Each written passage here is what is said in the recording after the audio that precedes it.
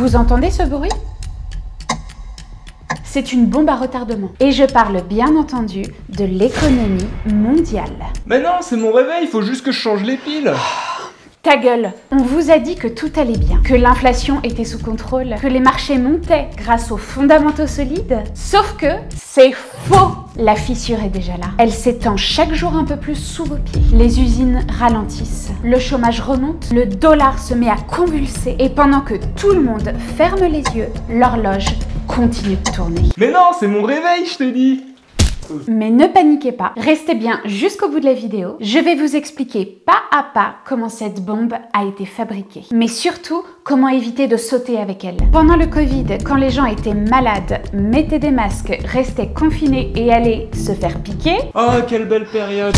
Il y a une petite institution régionale qui s'appelle la Fed. En fait, la Fed, c'est la Federal Reserve. C'est la banque centrale américaine. Et elle a décidé de créer plein d'argent comme ça, en claquant des doigts. Mais comment elle peut faire ça?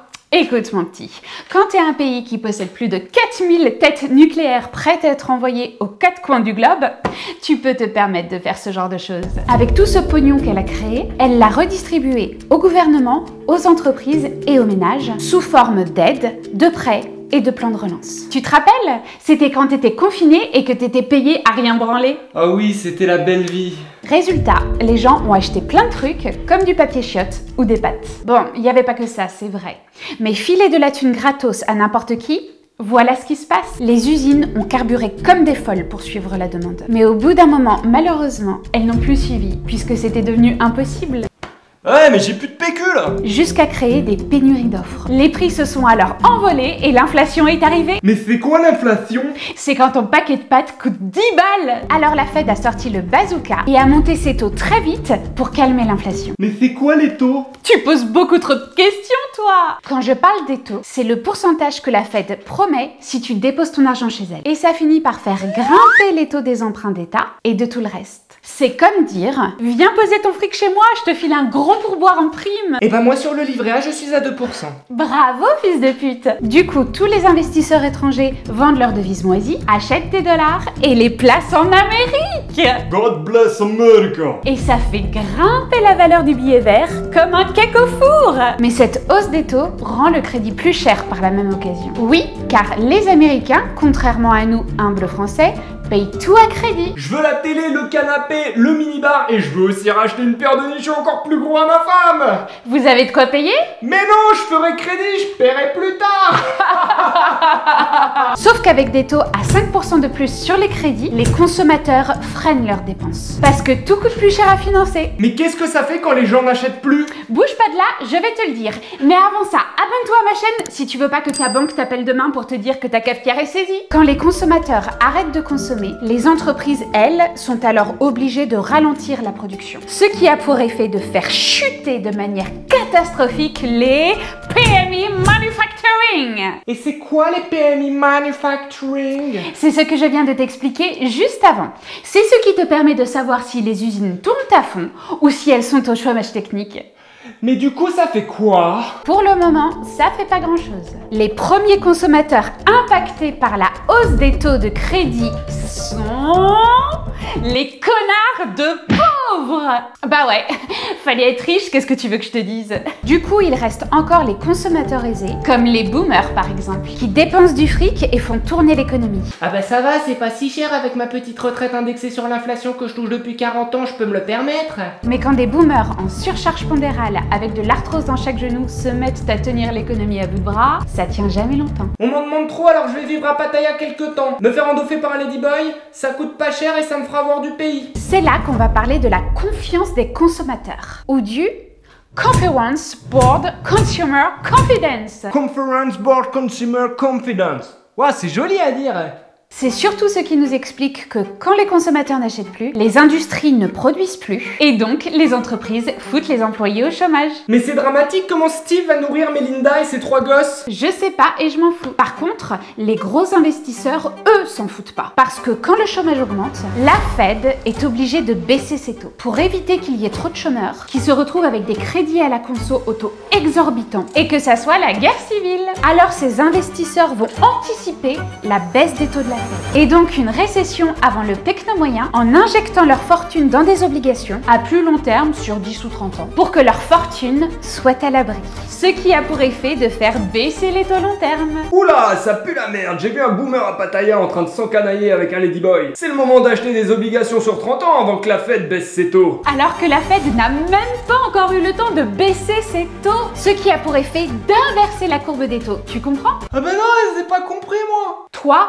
pauvre. Et pauvre égale débile mental. Toi, pas comprendre argent. Par contre, les riches, eux, ils comprennent très bien comment ça marche. Eux, ils n'achètent pas les obligations sur 1 ou 2 ans. Parce que si la Fed baisse les taux après, eux, ils gagnent plus rien. Mais si les riches achètent des obligations sur 30 ans et que la Fed finit par baisser les taux, la valeur de leur obligation explose. Parce que quand tu as un contrat qui te garantit par exemple 6% par an pendant 30 ans sans rien foutre, alors que la Fed a baissé les taux à 3%, je peux t'assurer que ça se revend très cher. Du coup, eux, ils sont tranquilles. Money, money, money. Tu comprends? Il faut que je te fasse un dessin. Ah, mais je commence à capter. C'est bien. Donc je disais, l'inversion de la courbe des taux. C'est l'indicateur ultime des crises. Avec un taux de réussite de 100% jusqu'à maintenant. C'est un signal d'alarme qui doit te faire comprendre que tu vas rentrer en disette. Prépare des provisions parce que là, ça va être terrible mon petit. Ça veut dire qu'il faut que j'aille m'acheter des pâtes et du PQ? Oui, vas-y si tu veux. Bon, maintenant que tu commences à utiliser 2 neurones, je vais t'expliquer pourquoi c'est le signal ultime. Quand tu regardes une courbe des taux normales, c'est simple. Plus tu prêtes longtemps, plus tu gagnes. Genre, si tu prêtes 2 ans, tu touches 3%. Si tu prêtes 10 ans, tu touches 4%. Si tu prêtes 30 ans, tu touches 5%. C'est logique parce qu'un prêt long, c'est plus risqué. Mais quand tout commence à puer la merde, comme je t'ai expliqué avant, alors les investisseurs flippent. Ils se disent « Oh mon Dieu, la Fed va devoir baisser ses taux dans pas longtemps !» Alors ils se ruent sur les obligations longues pour verrouiller un gros rendement avant la baisse. Résultat, la demande explose sur les obligations longues, alors leur taux baisse. Les taux courts, eux, restent hauts parce que la Fed n'a pas encore baissé. Et là, boum, la courbe s'inverse. Ça veut dire que tu gagnes moins à prêter sur 10 ans que sur 2 ans. Mais c'est pas logique. Exactement, Einstein. C'est pour ça que c'est un signal qui fait flipper tout le monde. Parce que ça veut dire que le marché parie que la récession arrive et que la Fed sera obligée de baisser les taux pour éviter que tout parte aux sucettes. En plus, les banques détestent ça. Bah pourquoi? Parce que les banques, elles empruntent de l'argent à court terme et le prêtent à long terme. Mais c'est de la triche ça. Si les taux courts deviennent plus hauts que les taux longs, elles ne gagnent plus rien, voire elles perdent du pognon. Donc elles réduisent les crédits, elles coupent les finances et ça aggrave encore plus la crise. Bah c'est la merde en fait. Oui, bravo! Mais t'es HPI toi en fait. C'est pour ça que l'inversion de la courbe des taux est le canari dans la mine. Quand tu le vois crever, tu sais que le gaz toxique, la récession, est déjà là. Et là je fais quoi? Quand les investisseurs paniquent, ils partent se raccrocher sur un truc qu'on appelle l'or. Ils partent se raccrocher sur l'or? L'or, mon ex qui était relou? Mais non! L'or, le métal précieux qui sert de valeur refuge, abruti. Ah d'accord, bah ça va, on est sauvés avec l'or alors. Eh ben pas forcément mon petit. L'or c'est la valeur refuge officielle, c'est vrai. Mais ça ne veut pas dire qu'il grimpe toujours comme un cycliste dopé au Tour de France. Bah pourquoi tout le monde dit que l'or c'est une valeur sûre? Parce que les gens sont des pigeons. Regarde, quand la panique est totale, les investisseurs vendent tout, même de l'or. Pour récupérer du cash, ils vendent leurs obligations, leurs actions, leurs lingots. Ça s'appelle la liquidation forcée. Pour être en mesure de réinjecter tout ce cash quand les prix auront bien baissé. Et là, l'or peut très bien baisser en même temps que tout le reste. Bah donc c'est pas garanti. Non, champion! C'est comme si tu disais que la ceinture dans un avion, c'est toujours fiable. Sauf que si tu craches, t'es mort, c'est tout! Mais pourquoi les gens en achètent quand même? Parce que ça les rassure, ça fait partie du rituel. Oh mon Dieu, c'est la fin du monde! Vite, achetons de l'or! Nous les pauvres, ça va. On se rue sur les pâtes et le PQ, on est plus malin. Ouais, ça doit être ça. L'or fonctionne souvent quand la crise dure longtemps. Ou quand l'inflation devient hors de contrôle. Mais ça peut très bien perdre 10-15% en pleine panique. Faut le savoir. Donc c'est pas une baguette magique? Exactement. C'est juste un gros caillou qui vaut cher parce que tout le monde fait semblant d'y croire. Si ça te rassure d'en avoir, prends-en un peu. Mais crois pas que ça va te sauver le cul à coup sûr. Et du coup, à quoi ça peut me servir de connaître l'or dans ce cas? Il faut que tu prennes l'or comme un signal. Quand tu vois l'or qui monte fort en peu de temps, c'est souvent le signal que la confiance s'effondre. Ah ouais, un peu comme maintenant en fait. Exactement! Mais quand tu verras tout baisser en même temps, ce sera la phase où les mecs liquident tout comme des junkies en manque. Bon, je comprends mieux du coup, je vais rester tranquille maintenant.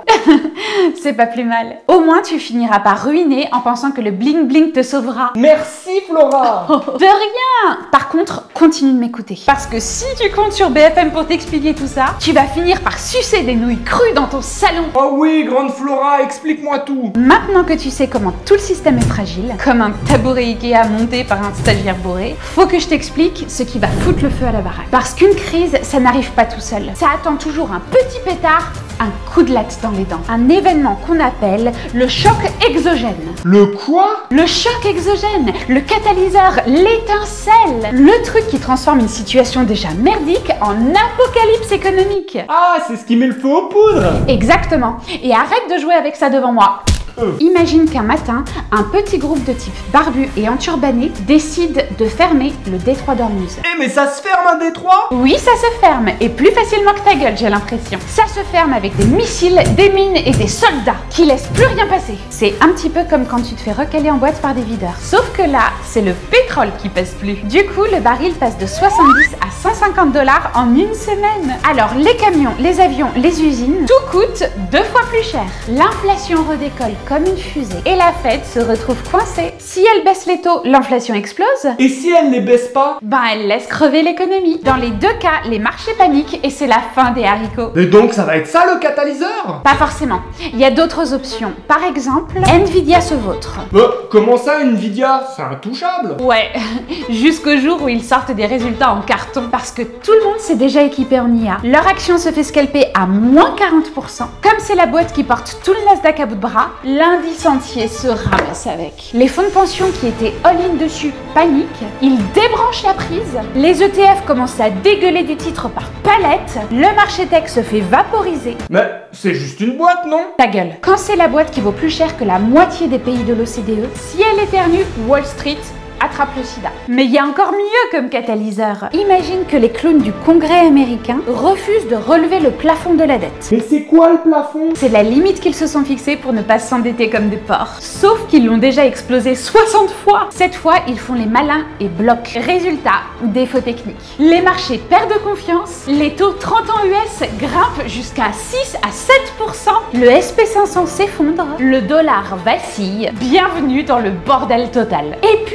t'as le scénario blockbuster. La Chine envahit Taïwan. Et pour faire quoi? Pour montrer ses couilles et récupérer l'usine à semi-conducteurs qui fabrique 70% des puces mondiales. Le commerce mondial se fige, les bourses dévissent, l'inflation repart, les boomers hurlent et toi tu peux dire adieu à ta PS5 et à ton écran plat. Voilà, c'est ça le catalyseur. Ce petit événement qu'on croyait improbable et qui te rappelle qu'on vit sur un baril de poudre. Et donc je fais quoi? Tu respires un coup, tu prépares tes réserves et surtout, tu arrêtes de croire que le pire n'arrive qu'aux autres. Tic, tac, tic, tac. Parce qu'un jour, l'étincelle finit toujours par tomber. Bon, maintenant que je t'ai expliqué comment l'économie mondiale est un château de cartes monté sur une plaque vibrante, on va voir ce que toi et ton micro-cerveau bourré de flotte, tu peux faire pour éviter de finir comme Jérôme Kerviel complètement fauché. Prends un papier, tu vas pas tout retenir. Petit 1, garde du cash. Oui, je sais. Taux négatif, inflation, cash is trash. Ferme-la. Parce que quand tout s'effondre, le cash, c'est la seule merde qui continue de payer ton loyer. Pourquoi?